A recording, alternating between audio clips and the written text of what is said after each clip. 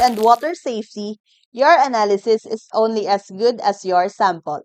Subong adlaw, we are breaking down the professional standards for collecting samples that yield high accuracy results. Know the house of sample collection.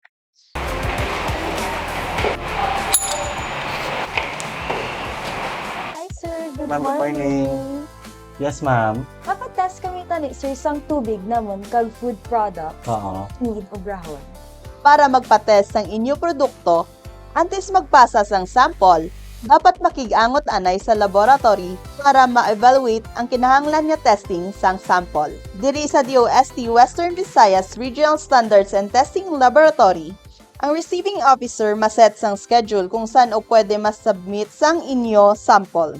Sa mga gusto magpa-test nga hindi based sa Iloilo Province, pwede ka mo ka-inquire sa mga provincial S&T offices. Tandaan nga ang sample receiving schedule sang laboratory nagasugod lamang halin Lunes tubtob Miyerkules, alas 8 sang aga hasta alas 12 sang ugto. Ang microbiological testing laboratory sang RSTL naga-cater sang food, water, and food contact surfaces swab samples. Sa food and water microbiological testing, dapat naton mahibaluan kung paano ang insakto nga sample collection. Para sa food products, dapat hindi magnubo sa 200 grams kada sample o kung ano ang final declared weight kag packaging sang food product. Para sa water sample halin sa gripo o kung bomba, dapat obrahon ang mga masunod.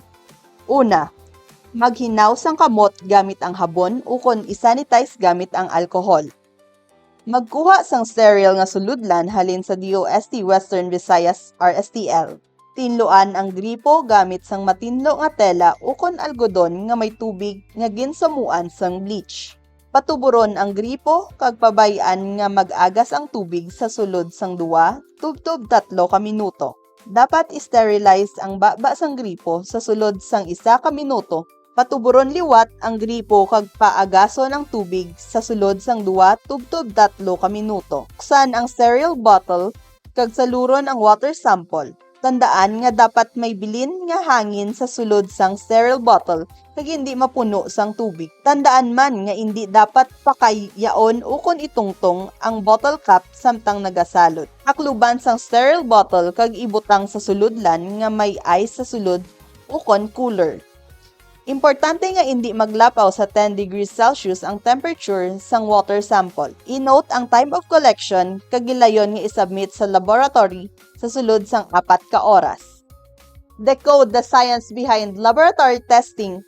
Follow us for more technical deep dives into food and water safety. Through science, technology, and innovation, we continue to provide solutions and opportunities for all.